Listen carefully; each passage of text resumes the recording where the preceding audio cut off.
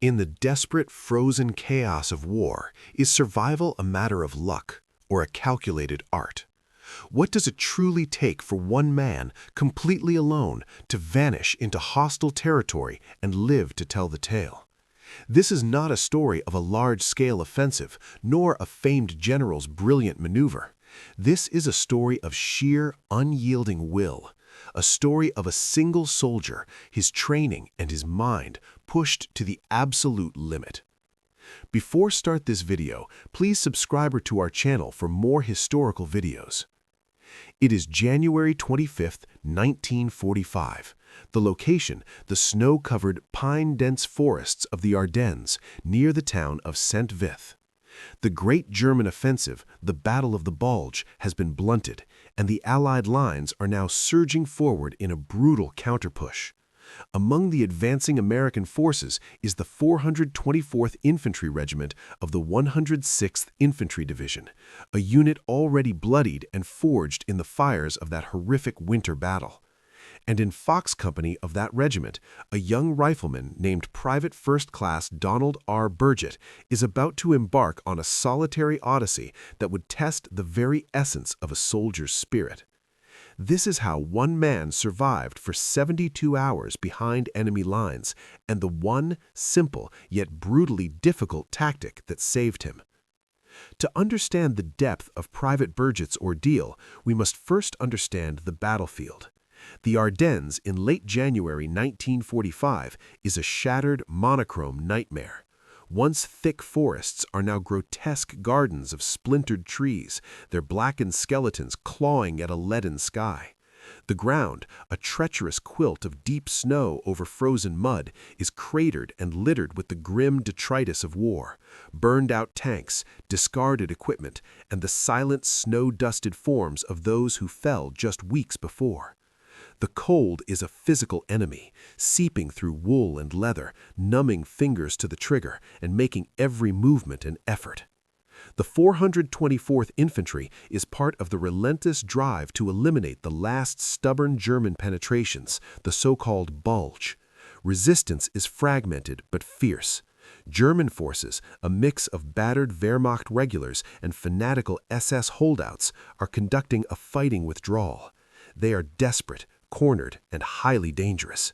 They know the terrain and are experts at rear-guard ambushes and sowing chaos with small, mobile groups. Private First Class Donald Burgett was by this point no raw recruit. He had endured the shock of the initial German onslaught in December. He had seen combat, understood its sudden violence, and had learned the hard lessons of the European winter. On this day, his platoon was engaged in a bitter, grinding advance through a dense section of woodland, tasked with clearing out reported pockets of German resistance. The fighting was close quarters, confusing, a series of sudden, vicious firefights erupting from the white silence before fading away just as quickly. Visibility was poor. Unit cohesion, that vital lifeline for a soldier, was perpetually on the verge of disintegrating in the thick woods and under constant harassing fire. It was in one such violent, confused skirmish that Burgett's world shrunk from a platoon to a single man. A German MG-42 machine gun nest, cleverly positioned and camouflaged, opened up with its distinctive ripping sound, like tearing canvas. The platoon scattered for cover. Grenades exploded, sending up geysers of snow and dirt. In the chaos of returning fire, of shouting, and of trying to outflank the position, Burgett found himself separated. Pushing through a dense thicket to gain a better angle, he lost sight of his squad. When the immediate firefight subsided, he was alone. He waited, listening intently, his breath steaming in the cold air. He heard only the wind, the creak of trees, and, in the far distance, the muffled thump of artillery. He called out cautiously. No answer. He moved back to where he thought his unit was. He found only trampled snow and empty shell casings. Fox Company had moved on, either having beaten the German position or been ordered to bypass it. And in their wake, the Germans had quietly flowed back in. Donald Burgett was now behind enemy lines. The initial realization is a cold spike of fear sharper than the winter air. You are alone. Your lifelines, your squad, your platoon leader, your radio man are gone. The landscape, already hostile, transforms. Every shadow in the pines is a potential enemy. Every sound is a threat. Burgett's primary objective was immediately clear: re-establish contact with American lines. But where were they? The front was fluid, a shifting, amorphous thing. The direction of the advance was eastward, but the fighting had been a disorienting swirl. He checked his gear. He had his M1 Garand with a few clips of ammunition. A couple of grenades hung from his webbing. His canteen was half frozen. He had a small, iron-hard K-ration in his pocket. It was not enough for a long journey. His greatest weapon at that moment was not his rifle, but his training and his mind. He knew the first rule: do not panic, do not move recklessly. By 1400 hours, with the already weak winter light beginning to fade, Burgett began a careful, deliberate movement westward, the last known general direction of the Allied front. He moved not as a soldier on a patrol, but as a ghost. He would advance only a few yards at a time, then stop, sometimes for 10 full minutes, perfectly still, listening and watching. He used the terrain meticulously, staying within the thickest patches of undergrowth, avoiding skyline ridges, and moving parallel to trails rather than on them. The signs of the enemy were everywhere: fresh boot prints in the snow, not the familiar tread of American boots. The guttural sound of German voices carried on the wind, sometimes alarmingly close. Once he froze mid-step as a German patrol of 5 men, their Stahlhelm helmets distinct, trudged along a firebreak less than 50 yards away, their breaths pluming, their rifles slung.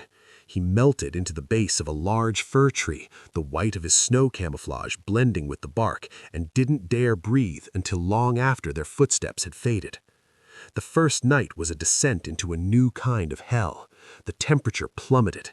Exposed skin stuck to metal. Sleep was not an option. To sleep was to freeze to death, or to be captured or killed. Burgett found a shell crater, partially shielded by a fallen log. He crawled in, not for comfort, but for concealment and slight protection from the wind. He would close his eyes for minutes at a time, but his ears remained straining against the silence. He heard vehicles grinding on distant roads, German reinforcements or withdrawals. He heard sporadic small arms fire, its direction impossible to pinpoint in the dark. The loneliness was a physical weight. Fear was a constant companion, but he managed it, compartmentalized it.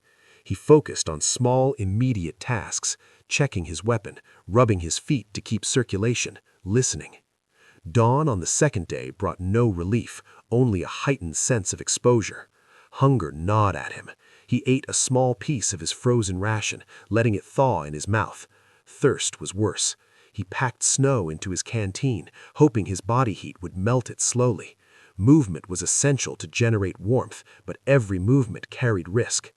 By mid-morning, he witnessed a column of German infantry, perhaps company strength, moving with purpose along a forest road. He counted machine gun teams, Panzerfaust anti-tank teams. This was not just a rearguard. This was an organized unit establishing a new defensive line.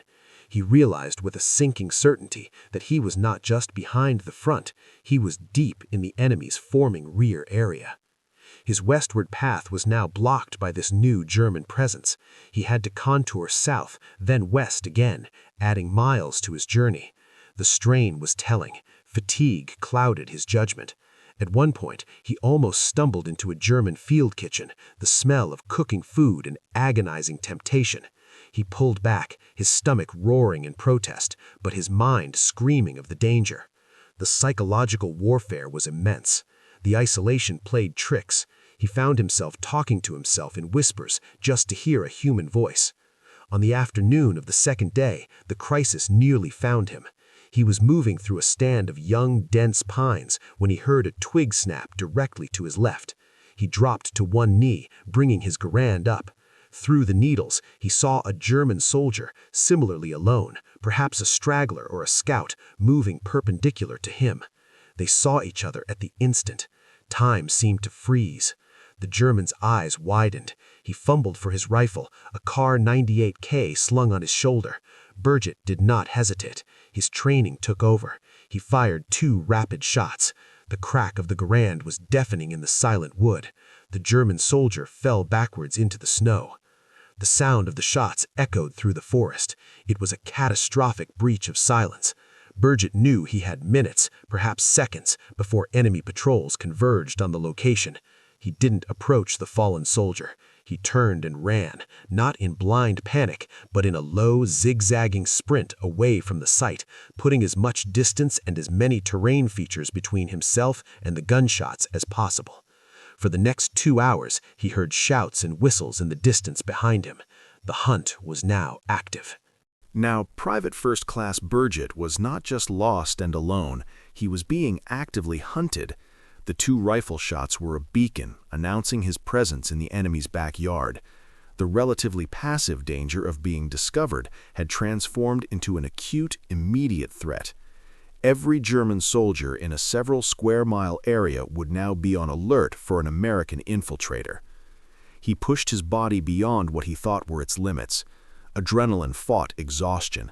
He moved until his lungs burned, then forced himself to move more, putting a ridgeline between him and the pursuit.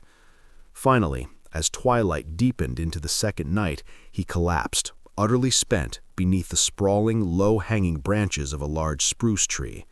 The cold was deeper now, penetrating to the bone. His feet were numb blocks in his boots. His fingers, even in his gloves, were stiff and clumsy. His food was gone. His water was, again, just snow in a canteen. This was the crisis point. This was where many men's spirits would break. The temptation to simply stand up, walk into the open, and surrender, to trade this unbearable solitude and cold for the uncertain warmth of a prisoner of war cage, must have been overwhelming. It would be a rational choice. He had done his duty. He had tried. No one could fault him. He later recounted the darkness of that second night as the lowest point. Hallucinations born of fatigue, hunger, and cold teased at the edges of his perception. He heard his mother's voice. He saw glimpses of home. The line between reality and delirium blurred. The will to survive had to consciously battle a deep, seductive apathy, the feeling that just stopping, just closing his eyes and letting go would be so much easier. The enemy was no longer just the Germans in the forest. The enemy was the cold, the hunger, the despair, and the treacherous comfort of giving up. His body was shutting down. Hypothermia was setting in. To move was agony and risk. To stay still was death. He was trapped in a paralyzing paradox, caught between the enemy's net and the unforgiving elements. The odds in any mathematical calculation were 0. 1 man against an army, against nature, against the creeping failure of his own physiology. It seemed utterly, completely hopeless. But Donald Burgett did not give up. Deep within, beneath the layers of fatigue and fear, the ingrained instinct of a soldier to adapt, to overcome, fought its way to the surface. He knew he could not move at night. He'd become disoriented, make noise, and die. He also knew he could not stay still, so he devised a simple, brutal regimen for the endless night. He would allow himself to rest, curled in a ball, for no more than 15 minutes at a time, setting a mental timer. When time was up, he would force himself to do calisthenics in the confined space under the spruce boughs. Silent, vigorous movements, deep knee bends, pushing against the tree trunk, flexing his arms and hands, anything to generate vital body heat and stave off the lethal sleep of hypothermia. It was a grueling mind-over-matter cycle. Exhaust himself to warm up, then fight the overwhelming urge to sleep during the brief rest period. And throughout this physical battle, he refined his survival tactic. It wasn't a secret weapon. It wasn't a stroke of genius. It was the oldest, most fundamental skill of the infantryman, elevated to an art form and practiced with monastic discipline. Absolute and perfect noise discipline. This was the tactic that saved him. In the immense, quiet forest, sound traveled with terrifying clarity. Burgett understood that to survive, he had to become a part of the forest's natural soundscape. Every move was calculated to be silent. He placed each foot with excruciating care, testing for twigs or crusty snow before shifting his weight. He moved his clothing, his wool jacket, his canvas webbing slowly to prevent any rustle or snap. When he needed to drink from his snow-filled canteen, he let the metal adjust to the air temperature first to avoid a telltale ting. He even controlled his breathing, inhaling and exhaling slowly through his nose to avoid the steam and sound of panting. Throughout the third day, his world shrank to a universe of microscopic sensory details. He watched for disturbed birds, for the direction of smoke from distant fires, for the slightest movement against the pattern of trees and snow. He listened not just for voices or vehicles, but for the subtlest break in the forest's rhythm, the wrong kind of bird call, the unnatural silence of animals downwind of a threat. He became a predator avoiding other predators, his senses hyperacute. He navigated by the weak winter sun and the flow of water in a half-frozen stream he found, knowing settlements and roads often followed waterways. His progress was measured in yards per hour, not miles per day. He was a shadow, a wisp of mist. He bypassed another German outpost, seeing the glow of cigarettes in a dugout, hearing their laughter. It was maddeningly close, but his discipline held. He didn't run, he didn't freeze. He retreated with the same deliberate, silent care with which he had advanced. Then, in the late afternoon of the third day, he heard a new sound. It was the distant, familiar pop-pop-pop of an American M1 carbine, followed by the deeper reply of a Garand. Then the unmistakable, heavy thump of a Sherman Tank 75mm gun. He wasn't hallucinating. The front was there. He oriented on the sounds and began a final, cautious approach. He used the growing noise of battle as cover for his own movement. He crawled the last 200 yards on his belly through a ditch until he saw the unmistakable silhouette of a Sherman tank, its whitewash camouflage chipped, and the figures of GIs in their parkas moving alongside it. With hands held high, his weapon clearly visible but slung, he called out, his voice a cracked and ragged whisper from 3 days of disuse. A wary, astonished sergeant and his squad covered him until he could give the correct password of the day. He had made it. Private First Class Donald R. Burgett had survived for 72 hours alone, deep behind German lines in the dead of winter. He was exhausted, severely dehydrated, hungry, and suffering from exposure, but he was alive and uncaptured. More than that, he brought back valuable real-time intelligence on German troop movements and dispositions he had observed during his odyssey. The location of the field kitchen, the strength and direction of the infantry column, the machine gun positions. His survival was credited to no single dramatic firefight, but to the relentless, grinding application of core infantry principles. The tactic was noise discipline, but the victory was one of mentality. It was the triumph of training over terror, of patience over panic, and of the profound human will to endure. He demonstrated that in modern warfare, the individual soldier, armed with knowledge, discipline, and fortitude, could overcome seemingly insurmountable situational odds.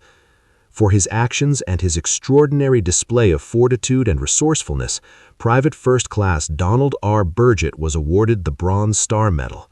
The citation would note his heroic achievement and determination to return to his organization, but the words on paper could scarcely capture the 3-day psychological and physical marathon he had endured. His story became a legend within the 106th Infantry Division, a testament to the resilience of the American soldier. It is a stark reminder that history is not only made by grand armies clashing, but by the quiet, solitary struggles of individuals in the gaps between the battle lines.